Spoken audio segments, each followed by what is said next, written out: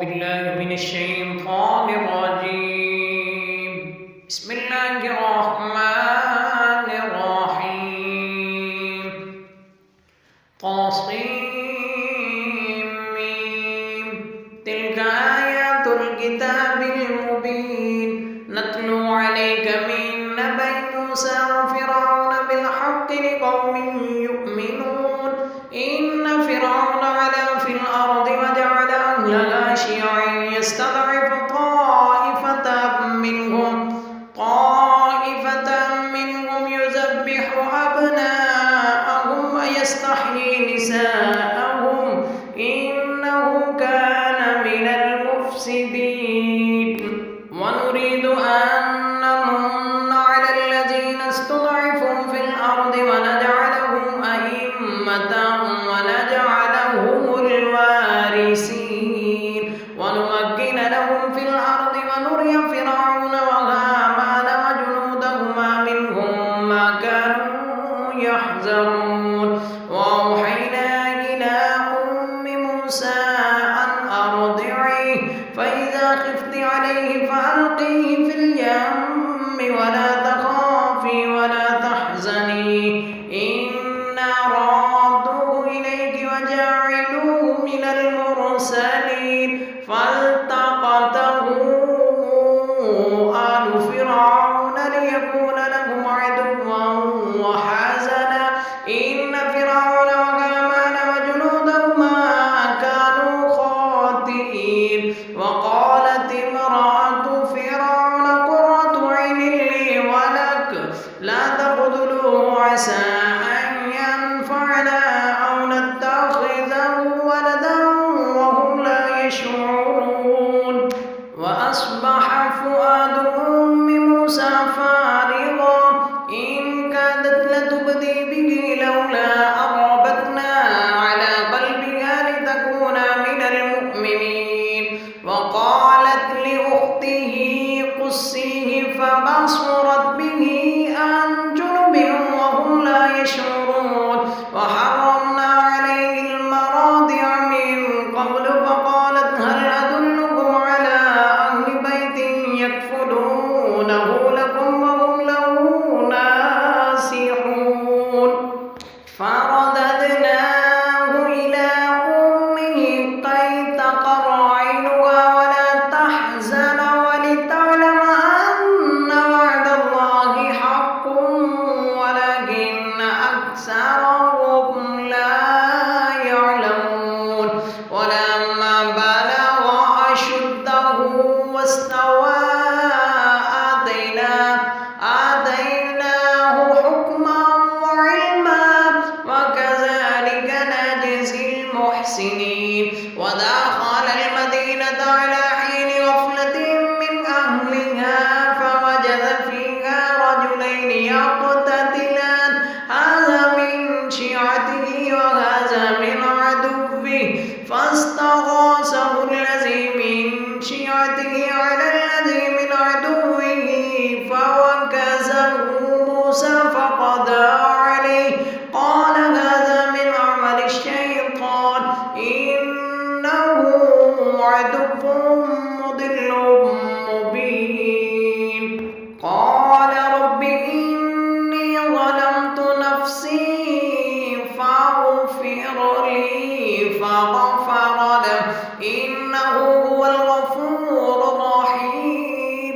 قال رب بما أنعمت علي فلن أكون ظهيرا للمجرمين.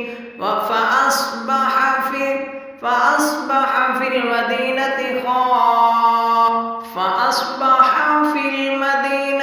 خائفا يترقب فإذا الذي استنصره بالأمس يستصرخه قال له موسى إنك لغوي مبين. فلما أن أراد أن يبطش بالذي هو عدو لهما قال يا موسى أتريد أن تقتلني كما قتلت نفسا بالأمس إن تريد إلا أن تكون جبارا في الأرض وما تريد أن تكون من المصلحين. وجاء رجل من أقصى المدينة يسعى قال يا موسى إن الملأ يأتمرون بك ليقتلوك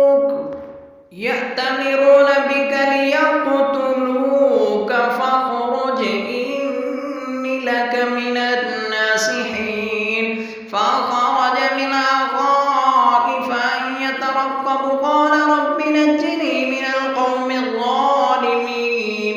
ولما توجه تلقاء مدين قال عسى ربي أن يهديني سواء السبيل. ولما ورد ماء مدين وجد عليه أمة من الناس يسقون ووجد من دونهم امرأتين تذودان قال ما خطبكما قالتا لا نسقي حتى يصدر الرعاء وأبونا شيخ كبير. فسقى لهما ثم تولى إلى الظل فقال رب إني لما أنزلت إلي من خير فقير. فجاءته إحداهما تمشي على استحياء قالت إن أبي يدعوك ليجزيك أجر ما سقيت لنا. فلما جاءه وقص عليه القصص قال لا تخف نجوت من القوم الظالمين. قالت إحداهما يا أبت استأجر إن خير من استأجرت القوي الأمين. قال إني أريد أن أنكحك إحدى ابنتي هاتين على أن تهجرني 8 حجج فإن أتممت 10 فمن عندك وما أريد أن أشق عليك ستجدني إن شاء الله من الصالحين. قال ذلك بيني وبينك أيما الأجلين قضيت فلا عدوان علي والله على ما نقول وكيل. فلما قضى موسى الأجل وسار بأهله آنس من جانب الطور نارا قال لأهلهم كثوا إني آنست نارا لعلي آتيكم منها بخبر أو جذوة من النار لعلكم تصطلون. فلما أتاها نودي من شاطئ الوادي الأيمن في البقعة المباركة من الشجرة أن يا موسى إني أنا الله رب العالمين وأن ألق عصاك. فلما رآها تهتز كأنها جان ولا مدبرا ولم يعقب. يا موسى أقبل ولا تخف إنك من الآمنين. أسلك يدك في جيبك تخرج بيضاء من غير سوء واضم إليك جناحك من الرهب فذلك برهانان من ربك إلى فرعون وملئه إنهم كانوا قوما فاسقين. قال رب إني قتلت منهم نفسا فأخاف أن يقتلون وأخي هارون هو أفصح مني لسانا فأرسله معي يرد أن يصدقني إني أخاف أن يكذبون. قال سنشد عضدك بأخيك ونجعل لكما سلطانا فلا يصلون إليكما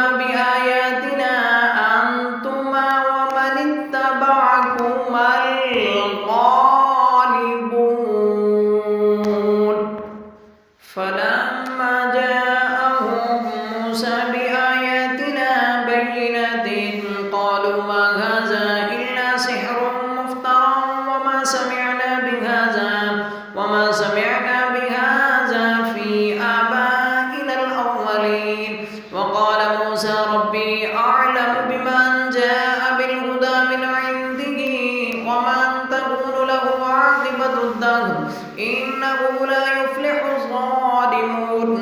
وقال فرعون يا أيها الملأ ما علمت لكم من إله غيري فأوقد لي يا هامان على الطين فاجعل لي صرحا لعلي أطلع إلى إله موسى وإني لأظنه من الكاذبين. واستكبر هو وجنوده في الأرض بغير الحق وظنوا أنهم إلينا لا يرجعون فأخذناه وجنوده فنبذناهم في اليم فانظر كيف كان عاقبة الظالمين. وجعلناهم أئمة يدعون إلى النار ويوم القيامة لا ينصرون. وأتبعناهم في هذه الدنيا لعنة ويوم القيامة هم من المقبوحين.